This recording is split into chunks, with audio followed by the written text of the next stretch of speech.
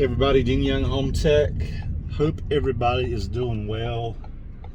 I've had a pretty good day, and hope you guys have had a good day.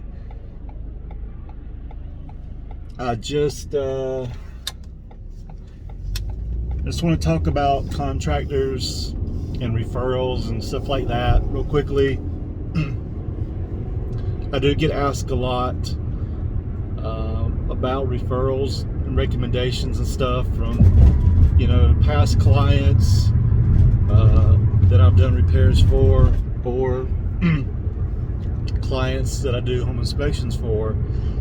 And when I refer someone, my expectation of that person is obviously to give a good quality job and to go above and beyond for the client and to form a good relationship, business relationship, maybe even a friendship with that client. So I just got a call from a plumber friend of mine that I've referred, usually referring to everybody. Very good guy, and he just called me and just to thank me, and that just warms my heart when people do stuff like that. I even get clients to call me and say, "Hey man, thank you for the referral.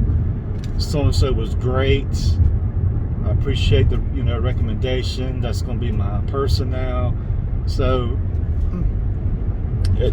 I take it very serious when I do refer contractors. I do my due diligence. I do my research, and people I may have worked with or around, or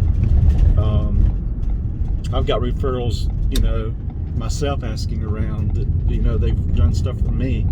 So I know everybody has bad days.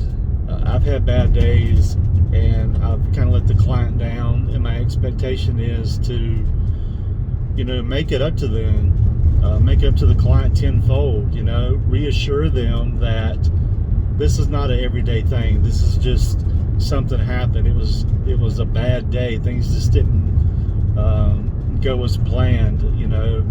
Maybe there were heart issues, or it was just things just wasn't working right. It's like you try to screw a cap onto a bottle and it just won't go. For some reason it's just not working out, and you're there in front of the client and it's just, what's going on here? It's one of those days, one of those just bad moments. You're embarrassed, and I believe in second chances. I would really have to look at what the issue is.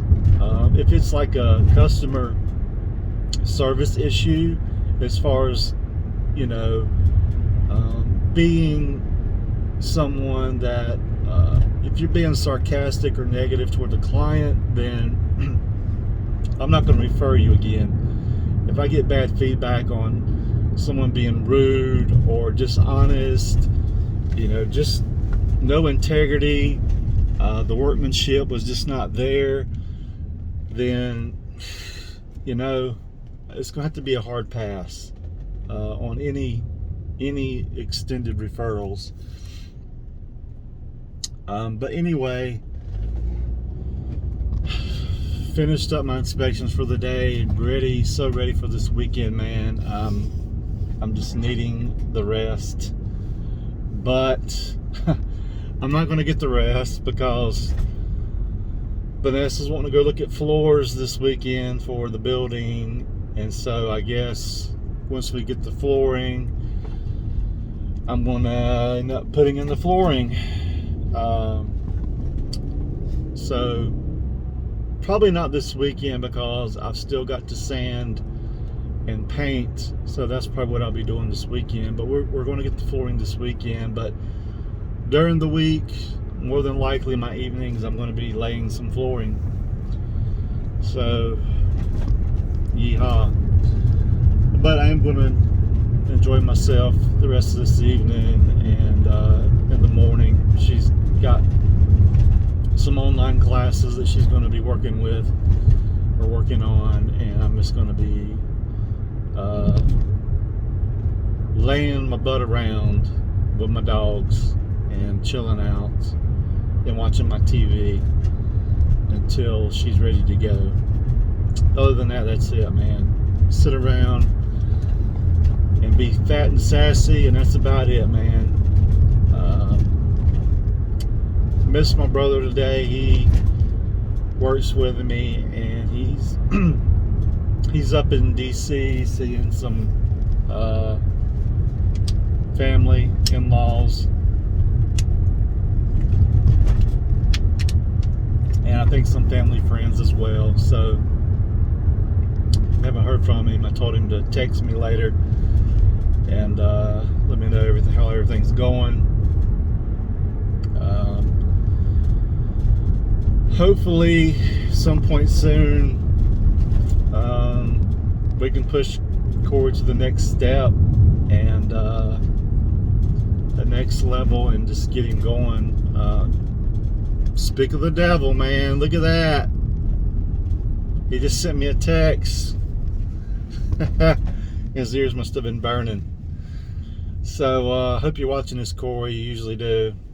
But yeah, I want to get him to that next level to where he's going on his own, doing his own inspections, and earning more money, and making a good career out of home inspections.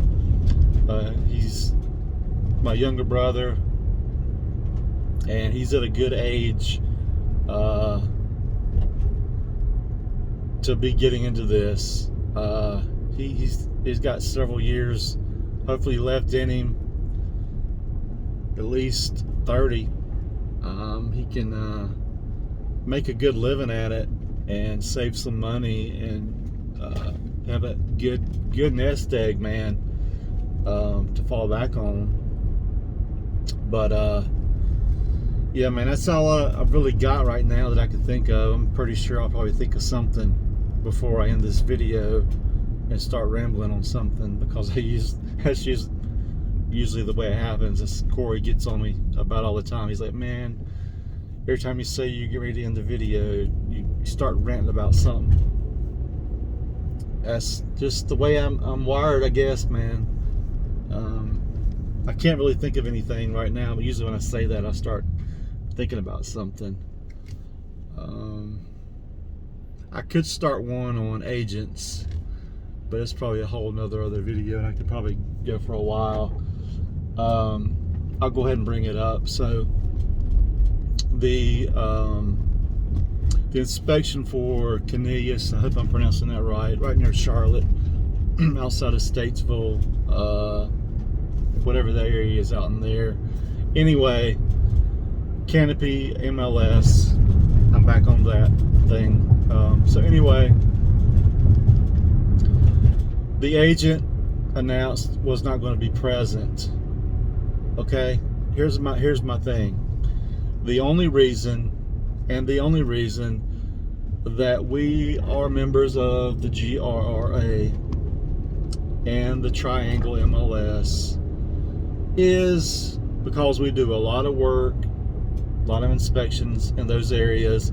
It's just more convenient for us to schedule the inspection through Showing Time and have access, especially through Century Key and Super Key. Now, I did not know that the Canopy MLS, see, they do have Super Key, but I did not know that you had to reach out to their MLS so that they can, I think they attach your serial number key to their MLS to where your Super will work in their area. I didn't know that, but regardless of that, the only reason that we've got Super Key access and MLS and all that stuff is for our convenience. Okay? A lot of inspectors do not do that. They don't have it. They rely on the agent or access, whether it's the listing agent or the buyer's agent. So in this circumstance, I relied on the buyer's agent to provide us access into the property, which was a condo. 2 steps of entry. First step was a keypad on the exterior of the building. You got to type in a number to gain entry into the building. We had that access. Once I got in, I got upstairs and saw that it was Supra. I'd done my Supra, kept getting the error message. I looked up the error code and it told me what it was. I called Supra and they said, no, they need to add you into their whatever. I called the Canopy MLS while I was there and they're like, it's not a quick process. You got to fill out this form, da da da. We need this. So I was like, okay. So the listing agent was not available. The buyer's agent was not available. So we cannot gain entry into that property, which is upsetting. It makes us look bad, but it shouldn't. But the agent flipped the script like the liberal media does, or they flip stuff around. So they flipped it around on us, making us look like we were incompetent, that it was our fault, we couldn't get in there, so and so and so and so. And we tried to explain to the client, because the client reached out as well, you know, why couldn't we get in there, and this is what y'all do and whatever. No, listen, the buyer's agent should have been available to provide us access into the property. They are there for their buyer client. If there's an issue, whether it's from the home inspector or to the buyer, that agent needs to make themselves readily available to be on site, to let the inspector in, to let the buyer client in. That is my thing. So what I ended up having to do was refer it to my friend Carter, Precision Home Inspections, and I believe he's in Statesville. I've always forget where exactly, but he's around the Statesville, Lake Norman area. He's in a good area, good high-end area down there, over there. So I was a little upset with this listing agent, because Vanessa sent him a message stating that, you know, he should have made himself available and he should have been there for the client, and you know, and then his response was, I'm not going to sit around for 2 to 3 hours during a home inspection. Are you kidding me? This is what you do, man. You are the buyer's agent. You should be there for this. You are getting commissions. You know, without this buyer, you get no commission from this sale here. My mind is blown, man.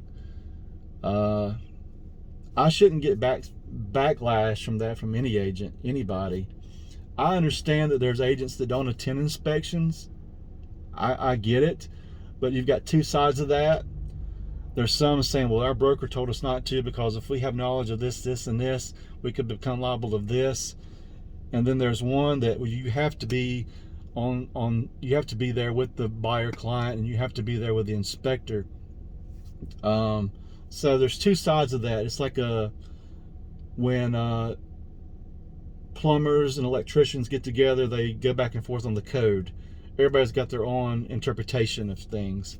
That's kind of where we're at with real estate agents, especially looking at all the forums, the real estate forums and stuff that I'm in.